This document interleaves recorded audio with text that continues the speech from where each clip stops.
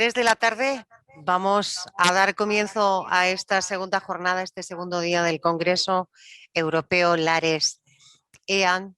Este espacio de reflexión con esa mirada concreta, peculiar, que es la mirada del Grupo Social Lares y de EAN sobre los cuidados, sobre cómo hay que interpretar lo que está sucediendo en el actual modelo de cuidados de larga duración y sobre cómo buscar las herramientas precisas para configurar un nuevo modelo de cuidados. Antes de dar paso a bueno, pues la primera sesión de hoy, estas píldoras formativas, vamos a darles las gracias a todos y cada uno de ustedes que están ahí al otro lado queriendo alcanzar, bueno, pues esas conclusiones, ¿no? Como todos nosotros. Gracias también a la Consejería de Familia, Juventud y Política Social de la Comunidad de Madrid, porque, bueno, pues gracias a ellos estamos aquí en este centro Alzheimer, Fundación Reina Sofía de Madrid. Gracias una vez más, y no nos vamos a cansar de insistir en ello, a los patrocinadores, a todos, a todas esas empresas e instituciones que hacen posible con su apoyo que congresos de esta magnitud y de estas características puedan llevarse a cabo. Gracias especialmente a los patrocinadores Oro, a Campofrío, a Nutricia y a UMAS. Hablando en este sentido, voy a recordarles que pueden visitar la zona comercial de la plataforma para conocer, bueno, pues a estos y al resto de patrocinadores y conocer cuáles son esas soluciones que cada uno de ellos propone. Y ya que hablo de la plataforma, también decirles que hay una pestañita en el programa del Congreso que se llama Laboratorio de Experiencias y que es un espacio en el que, bueno, pues se aglutinan experiencias de profesionales de los cuidados que recogen diferentes metodologías a la hora de llevar a cabo el trabajo, y yo creo que son metodologías de las que todos podemos enriquecernos. Un apunte más, dos apuntes. Uno, que los que quieran seguir las sesiones en inglés pueden hacerlo. Como les decíamos ayer, solo hay que cambiar el idioma. En la parte inferior de la plataforma hay un simbolito que es una bola del mundo. Ahí eligen el inglés y pueden seguir toda la jornada en inglés. Y decía dos apuntes. El último, queremos que este congreso siga manteniéndose vivo, queremos contar con sus aportaciones, pueden hacerlo a través del chat, sin problema, tampoco tenemos problema con que esas aportaciones al chat sean en otro idioma, porque compañeros de la Secretaría Técnica se encargan al final de cada sesión de traducir y de hacer llegar a cada uno de los interlocutores esas cuestiones. Dicho lo cual, vamos a arrancar con estas píldoras formativas. Tenemos un recorrido por delante interesante para ir centrándonos en diferentes problemas que afectan, y vamos a comprobar que mucho, a la calidad de vida de las personas mayores y por tanto influyen directamente en el cuidado. Vamos a empezar hablando de la disfagia orofaríngea. Es una enfermedad que algunas cifras dicen que afecta al 15% de la población, otras, bueno, pues que si hablamos de población de los centros residenciales, las cifras se elevan al 40-50%. Saben de lo que hablamos, de esa dificultad para tragar, que puede tener muchas causas, pero que, como decía, afecta mucho a la calidad de vida de las personas. Pues de nuevas estrategias terapéuticas para abordar esta patología nos va a hablar Irene López, que desde hace más de 2 años es la Medical Manager de la división SN de Danone, una división que se crea para atender las necesidades nutricionales específicas de los colectivos que así lo requieran.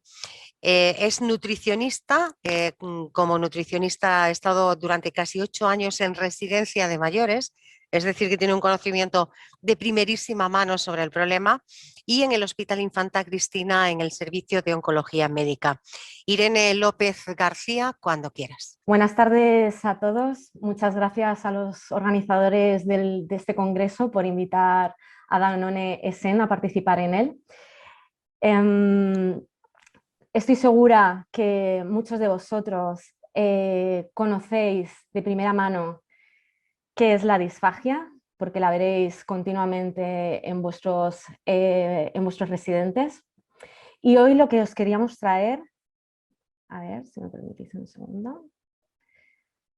Queríamos hablaros de las nuevas estrategias terapéuticas para abordar la disfagia orofaringea. No voy a entrar en decir qué es la disfagia, pero sí qué implica una deglución normal. Una deglución normal es un proceso neuromuscular muy complejo que requiere de la coordinación e interacción adecuada entre varias áreas del sistema nervioso central, el sistema sensorial, los nervios craneales motores y los receptores periféricos. Además, requiere de la integridad anatómica de la orofaringe y de la laringe y de una función neuromuscular conservada, ya que en la deglución intervienen hasta 30 pares de músculos estriados cervicales. Si esto fuera poco, además también es necesario una estrecha coordinación con el sistema respiratorio. Cuando hay una alteración, una o varias alteraciones en este proceso tan complejo, es lo que da lugar a los desórdenes deglutorios. La disfagia no es una enfermedad, pero sí es un síntoma altamente prevalente en algunas enfermedades y en el propio envejecimiento. Las tres poblaciones de mayor riesgo de desarrollar disfagia en personas adultas son los pacientes neurológicos, en los que la prevalencia de disfagia dependerá del tipo de enfermedad y del estadio de la enfermedad. Así, por ejemplo, en un paciente que ha sufrido un ictus, en un momento agudo, la disfagia puede estar presente hasta en el 65% de los pacientes y permanece de forma crónica en el 55% de los pacientes. En los pacientes con esclerosis lateral amiotrófica, la prevalencia de disfagia es del 80%, al igual que en los pacientes con una demencia avanzada. Es también muy elevada en pacientes con enfermedad de Parkinson, hasta el 82% de los pacientes presentan disfagia, y en esclerosis múltiple, aunque el dato es un poquito inferior, tampoco es despreciable. También la disfagia es altamente prevalente en pacientes oncológicos, especialmente en aquellos con un cáncer de cabeza y cuello. De hecho, hay referencias que datan que hasta el 73% de los pacientes tras el tratamiento todavía siguen presentando disfagia. Y también es muy prevalente en las personas mayores. Esta prevalencia dependerá en las personas mayores, va a ser mayor en pacientes que son frágiles y con una mayor dependencia. En mayores independientes la disfagia está presente en un 30-40% de los pacientes, aumenta cuando el paciente mayor está ingresado, está hospitalizado, y también aumenta en aquellos pacientes que son más frágiles y con una mayor dependencia y pueden encontrarse institucionalizados hasta en un 60% de los en una prevalencia hasta del 60%. Estas eran las tres poblaciones de mayor riesgo hasta ahora, hasta las que conocíamos, más prevalentes. Pero en la primavera, el año pasado, en el 2020, la primera ola del COVID nos arrasó a todos, a vosotros especialmente, os atacó duramente, y desde aquí también quiero daros las gracias por vuestro trabajo durante estos meses tan duros. Y lo que vieron vuestros compañeros, algunos especialistas que trabajaban en hospitales, es que los pacientes COVID presentaban con frecuencia presentaban disfagia.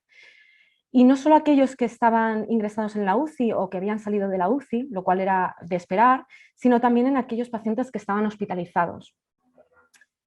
Por eso, en el Hospital de Mataró se pone en marcha un estudio de investigación para conocer la prevalencia de la disfagia en el paciente COVID, que desde Nutricia decidimos apoyar dentro del programa NutriCover. El programa NutriCover es un programa de investigación impulsado por Nutricia a nivel mundial para apoyar iniciativas de investigación en el paciente COVID, que contó con 1 millón de euros y en el que estamos apoyando proyectos de investigación en 16 países diferentes.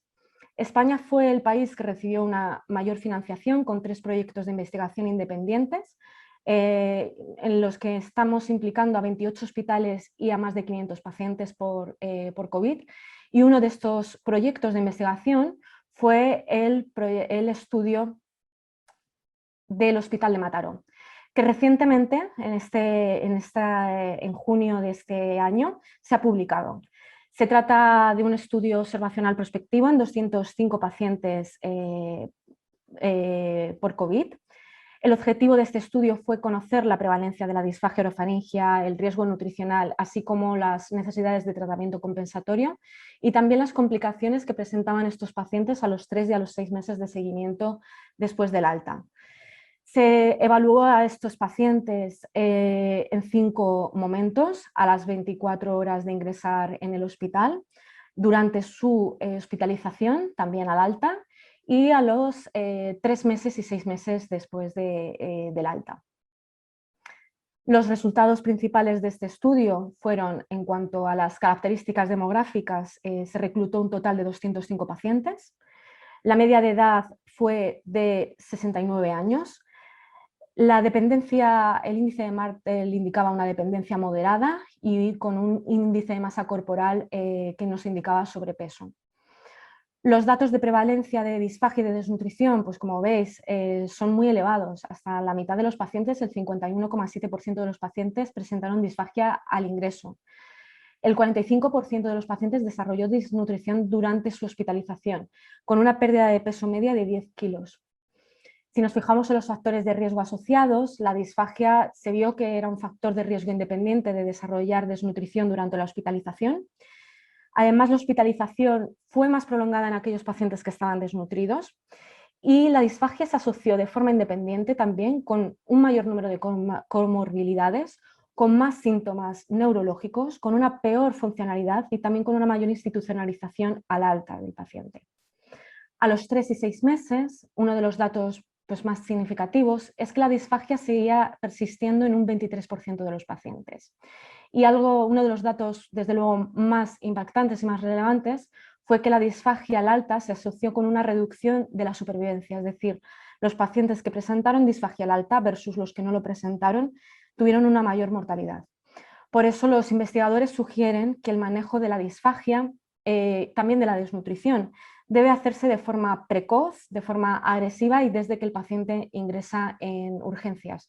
Y estos aprendizajes son los que los investigadores principales de este estudio han ido aplicando a cada una de las oleadas que se han encontrado y esperemos también que podamos publicar resultados interesantes de las siguientes investigaciones.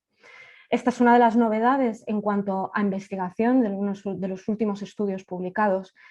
Y ahora de lo que queremos hablaros es de las nuevas estrategias terapéuticas, porque si bien la disfagia es un síntoma altamente prevalente en algunas enfermedades y que tiene unas complicaciones que pueden ser graves para los pacientes, lo positivo es que se puede tratar. Y lo que vamos a hablar es de los tratamientos ahora. Hasta ahora, el tratamiento tradicional eran las estrategias compensatorias, estrategias para eliminar o reducir los síntomas de la disfagia, para evitar que se produjeran aspiraciones aspiraciones, neumonías o para mejorar la eficacia de la deglución.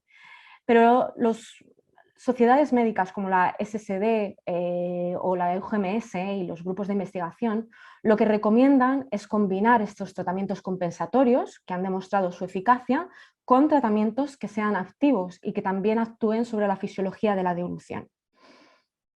Las estrategias compensatorias posiblemente las conocéis. Son las estrategias posturales o maniobras deglutorias para evitar atragantamientos, como pueden ser que los pacientes coman sentados con una buena postura, que traguen con la barbilla hacia el pecho. La adaptación de la dieta y de los fluidos, la adaptación de la dieta, la utilización de dietas trituradas o de fácil masticación y la adaptación de los fluidos con los espesantes comerciales. Y los tratamientos activos, básicamente, los podemos dividir en 2 grandes grupos. Las técnicas de rehabilitación de la deglución, que son los ejercicios para entrenar los músculos específicos que van a mejorar la deglución a nivel biomecánico, y las técnicas de estimulación sensorial. Las técnicas de estimulación sensorial pueden ser una estimulación sensorial química, puede ser una estimulación sensorial térmica, mecánica o eléctrica. Y donde más se ha investigado, donde más se ha avanzado, es en estudiar cómo podemos modificar las propiedades sensoriales del bolo para producir estimulación sensorial y en las técnicas de estimulación cerebral no invasiva. ¿Y por qué? Bueno, porque lo que se ha visto es que las personas con disfagia a menudo presentan una respuesta prolongada a la deglución, es decir, un reflejo deglutorio tardío. Esto es lo que conduce a que la deglución no sea segura y pueda provocar consecuencias de salud graves, como os comentaba. Esta disminución en la seguridad puede dar lugar a penetraciones del bolo alimenticio, aspiraciones, que puedan desarrollar estos pacientes una neumonía aspirativa y tener un riesgo de fallecer. Y cuando hay una disminución de la eficacia, hay un mayor riesgo de que los pacientes puedan desnutrirse o deshidratarse. Pues bien, lo que se ha visto es que en numerosos estudios han demostrado que el predictor más fuerte de las aspiraciones fue el tiempo del retraso faríngeo. De hecho, os traigo un ejemplo de un estudio en el que podéis ver a la derecha dos imágenes de videofluoroscopía. La imagen A pertenece a un paciente sano y la imagen B pertenece a un paciente que presenta disfagia y que ha sufrido un ictus. Si os fijáis en las columnas verde y roja, representan el tiempo del cierre del vestíbulo laríngeo, es decir, el tiempo que tarda la epiglotis en cerrar la laringe para evitar que el bolo alimenticio pueda irse hacia las vías respiratorias, y la apertura del esfínter esofágico superior.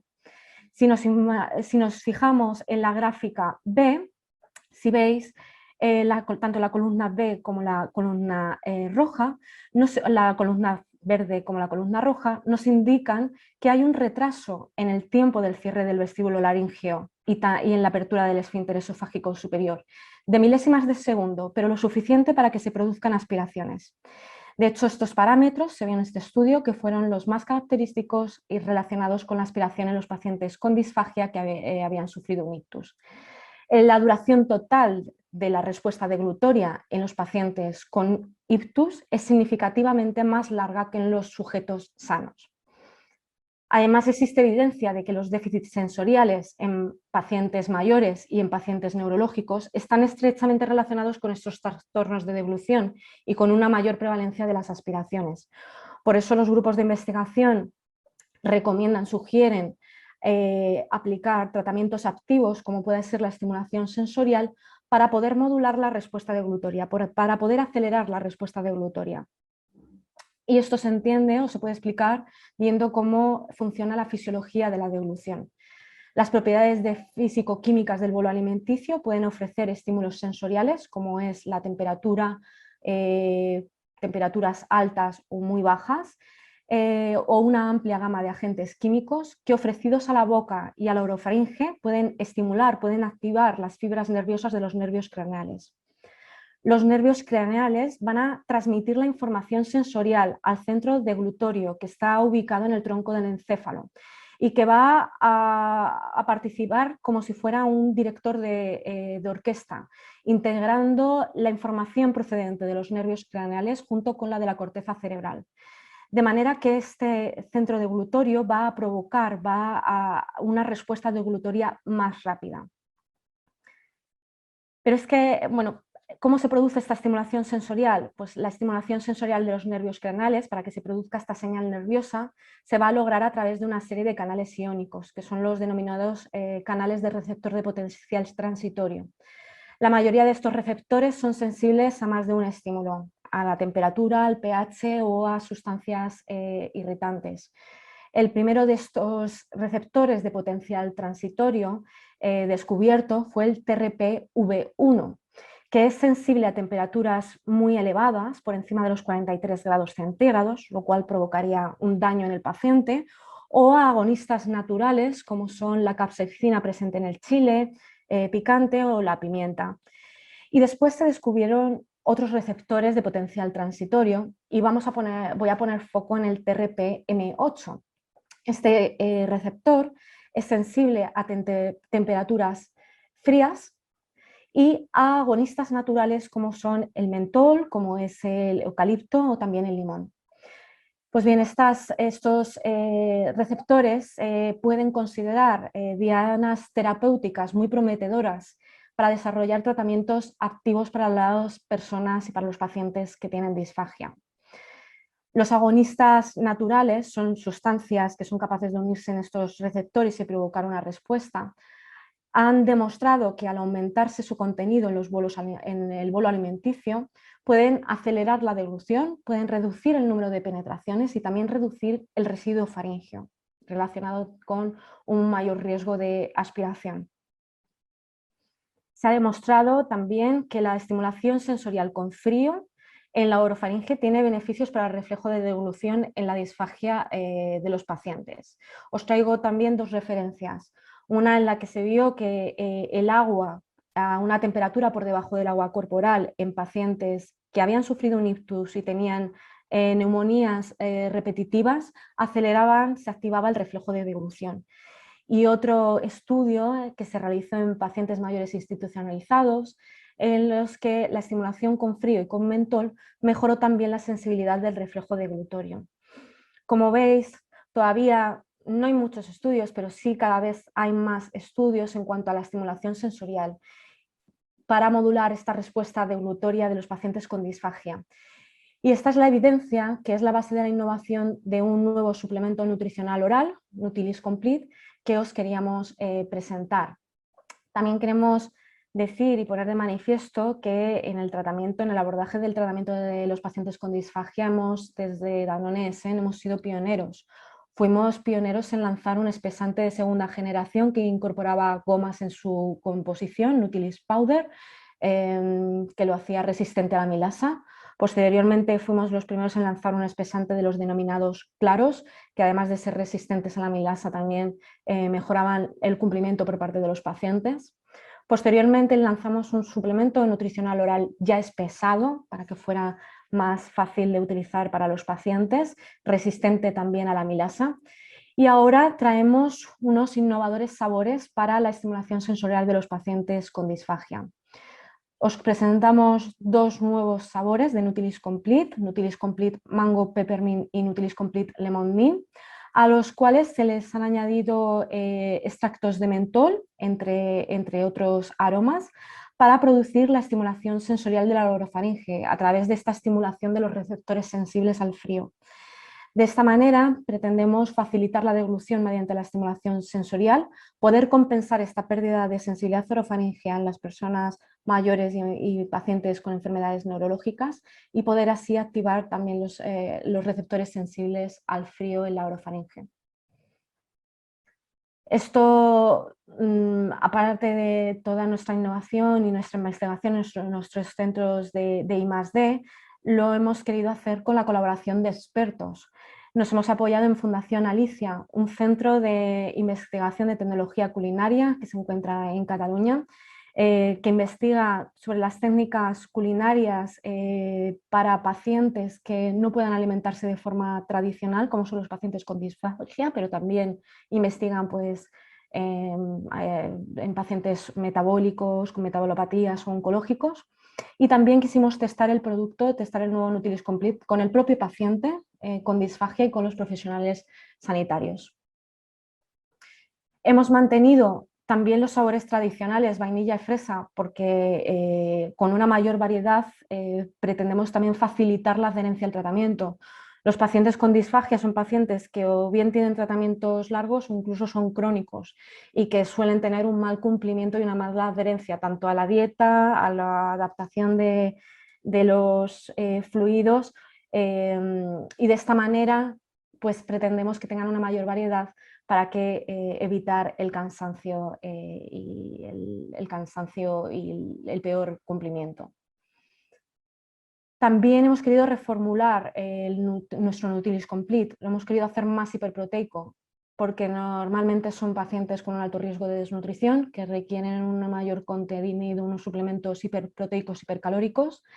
Cada botella de Nutilis Complete aporta 19,2 gramos por 200 mililitros de proteínas, aporta 420 kilocalorías, o sea que es un producto muy hiperproteico. Es un suplemento ya espesado en textura miel y resistente a la milasa. Y bueno, por último, terminar diciendo que espero que lo probéis y os animo también a que nos sigáis por nuestras redes sociales y que indaguéis y que os metáis en nuestra página web disfagianutrición.es, porque además de poder ver pues, numerosos consejos para pacientes, cuidadores sobre la disfagia, también podéis encontrar vídeos y recetas y menús adaptados para los pacientes con disfagia y ayudarles a que pues, su dieta no sea tan aburrida, ¿no? Muchas gracias. Gracias, gracias a ti, Irene. Irene López García, Medical Manager de Danone SN, esa división específica para trabajar con asuntos muy concretos para personas que tienen necesidades nutricionales concretas, específicas. Gracias por mostrarnos los resultados de ese estudio, como ella contaba, que se ha hecho en esa primera ola de la crisis sanitaria en el Hospital de Mataró, y por trasladarnos también las peculiaridades, los beneficios de este nuevo producto, estos nuevos sabores, para ser más exactos, de Nutilis Complete, un producto que puede ayudar a aquellas personas que sufren disfagia. Decía Irene también, en una parte de su intervención ha relacionado disfagia con desnutrición, y es el asunto que nos va a ocupar a continuación.